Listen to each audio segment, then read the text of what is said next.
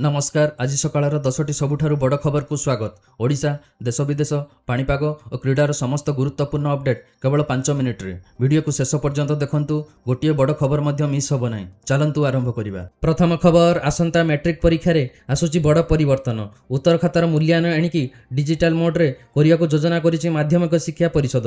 प्रथम पर्याय रे सप्लीमेंटरी और एसओएससी परीक्षार उत्तर खातार ऑन स्क्रीन वैल्यूएशन परीक्षामूलक भाव करा जिवो। एथिरे शिक्षक माने लाल कलम बदल रे लैपटॉप रे माउस क्लिक करी डिजिटल भावे मूल्यांकन करिवे।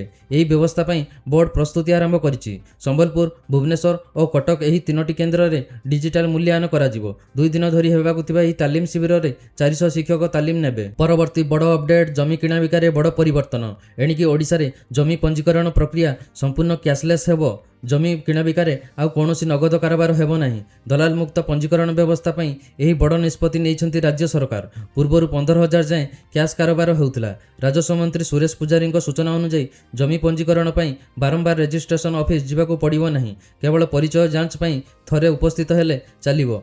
पंजीकरण परे दलिल मध्य ऑनलाइन रे उपलब्ध हेबो। ए नै खूब शीघ्र एसओपी जारी करा जिवो। परवर्ती हेडलाइन, जवाहर नवोदय विद्यालय रे षष्ठ श्रेणी नामलेखा पई आज ठारू आवेदन आरंभ। छात्र छात्री माने जुलाई 31 पर्यंत ऑनलाइन रे आवेदन करि परिबे। नवेम्बर 28 रे प्रवेशिका परीक्षा हेबो एवं 2027 मार्च किंबा एप्रिल रे फलाफल प्रकाश पाइबो। एथर परीक्षा पूर्व वर्ष तुलना रे शीघ्र होउथिला बेले एक नुआ नियम मध्य लागू होईछि। छात्र छात्री माने केवल निज जिल्लार जवाहर नवोदय विद्यालय रे ही आवेदन करि परिबे। परवर्ती खबर, सिमेंट और स्टील दर निर्धारण रे आउ चालिबनी मनमानी। पंचायतीराज और पानीय जल विभागर उन्नयन काम पई राज्य सरकार नुआ एसओपी जारी करिसंती। एणिकी जिल्लापालଙ୍କ अध्यक्षतार गठित कमिटी प्रति 3 मासरे जिल्ला भित्तिक सिमेंट और स्टील दर चूड़ांत करिवो। सिमेंट दर ओडिशा रे उत्पादन करुथबा अति कम रे 3टी कंपनीर हाराहारी दर आधार रे निर्धारण हेबो। स्टील क्षेत्र रे सेल रो दर को प्राथमिकता दिया जिवो। एही व्यवस्था रे दर निर्धारण रे स्वच्छता बढ़िया सह उन्नयन प्रकल्पर काम अधिक द्रुत गति रे आगको बढ़िवो। परवर्ती अपडेट, भुवनेश्वर को मिलिबो ओडिशार प्रथम स्काई वॉक।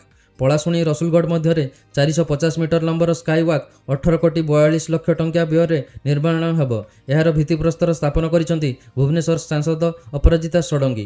एही स्काई वॉक निर्माण हेले पलाशुणी और रसुलगढ़ मध्य यातायात सहज हेबो एवं ट्रैफिक समस्या मध्य ह्रास पाइबो। एहा सह 3टी नुआ फुट ओभरब्रिज और 23 कोटी टंका व्यय 6 लेन पलाशुणी ओभरब्रिज निर्माण काम मध्य चलिछि। समस्त प्रकल्प 2027 मार्च शेष सुधा हेबो। परवर्ती हेडलाइन, अधीन रे इस्कन पक्षरु रथयात्रा और स्नान यात्रा आयोजन को नहीं पुणी तीव्र असंतोष प्रकाश करिसंती पुरी गजपति महाराज दिव्य सिंह देव। से कहिसंती एभली कार्य जगन्नाथ संस्कृति और परंपरार विरोधी एवं भक्तों धार्मिक भाव को आघात देउछि। ए नै से राष्ट्रपति द्रौपदी मुर्मू और प्रधानमंत्री नरेंद्र मोदी को चिठी लिखिबा सह साक्षात पई समय मागिसंती। नीलाद्री विजय परे एक प्रतिनिधि दल दिल्ली जाई एही प्रसंग रे आलोचना करियो बोली गजपति महाराज सूचना दैछंती। परवर्ती अपडेट, राज्य रे सड़क दुर्घटना कमाइबाकू एसटीए कड़ा पदक्षेप नेइछि। एणिकी फिटनेस सर्टिफिकेट, वैध बीमा किंबा परमिट बिना चलाचल करुवा गाड़ी को केवल जरिमाना नुहे जबत मध्य करा जिवो। ए नै समस्त परिवहन अधिकारी को सर्कुलर जारी होईछि। बारंबार मोटरयान आईन उल्लंघन करुवा जानवाहन विरोध में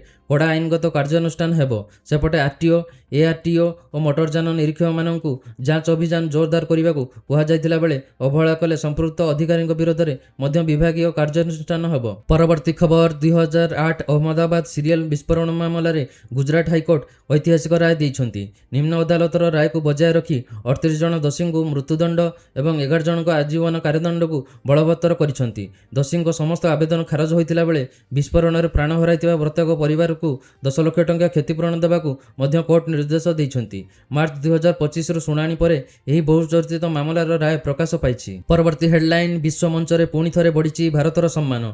इंडोनेशियार राष्ट्रपति प्रबोवो सुबियांतो प्रधानमंत्री नरेंद्र मोदी को देशर सर्वोच्च नागरिक सम्मान बिंटांग आदि पूर्ण पदक सम्मानित करिसंती। भारत इंडोनेशिया मध्य सुदृढ़ ऐतिहासिक और रणनीतिक संपर्कर प्रतीक भाव यह सम्मान को देखा जाउछि। यह प्रधानमंत्री मोदी नेतृत्व सह विश्व स्तर में भारतर बढ़ुवा कूटनैतिक प्रभाव को मध्य प्रतिफलित करुछि। परवर्ती बड़ अपडेट, ईरान हरमुज प्रणाली देई जाउथबा 2टी वाणिज्यिक जहाज उपरे मिसाइल माड़ करिछि। आक्रमण बंद करने अमेरिका ईरान मध्य एक सप्ताह धरी चलता चुक्तिनामार अवधि शेष होगा पर यह ଆକ୍ରମଣ ହୋଇଛି। ଉଭୟ ଜାହାଜ କ୍ଷତିଗ୍ରସ୍ତ ହୋଇଛି।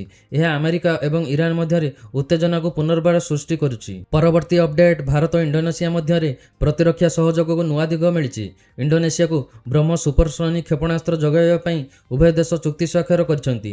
ଏହା ସହ ଭାରତରେ ବିକଶିତ astro air to air missile କିଣିବାକୁ ମଧ୍ୟ ଇଣ୍ଡୋନେସିଆ ଆଗ୍ରହ ପ୍ରକାଶ କରିଛି। ପ୍ରଧାନମନ୍ତ୍ରୀ ନରେନ୍ଦ୍ର ମୋଦିଙ୍କ ଇଣ୍ଡୋନେସିଆ ଗସ୍ତ ସମୟରେ ହୋଇଥିବା ଏହି ଚୁକ୍ତି ଉଭୟ ଦେଶର ରଣନୀତିକ ସମ୍ପର୍କକୁ ଆହୁରି ସୁଦୃଢ଼ କରିବା ସହ ଭାରତର ପ୍ରତିରକ୍ଷା ଶିଳ୍ପକୁ ମଧ୍ୟ ବଡ଼ ପ୍ରୋତ୍ସାହନ ଦେବ। ପରବର୍ତ୍ତୀ ହେଡଲାଇନ୍, ଫିଫା ବିଶ୍ୱକପ୍ ପ୍ରି-କ୍ୱାର୍ଟର ଫାଇନାଲରେ ବେଲଜିୟମର ଦମଦାର ବିଜୟ। ଆମେରିକାକୁ 4-1 ଗୋଲରେ ପରାସ୍ତ କରି କ୍ୱାର୍ଟର ଫାଇନାଲରେ ପ୍ରବେଶ କରିଛି ଦଳ। ମ୍ୟାଚର ନାୟକ ଥିଲେ ଚାର୍ଲସ ଡି କେଟଲାରେ, ଯିଏ 2ଟି ଗୋଲ୍ କରିଥିଲେ।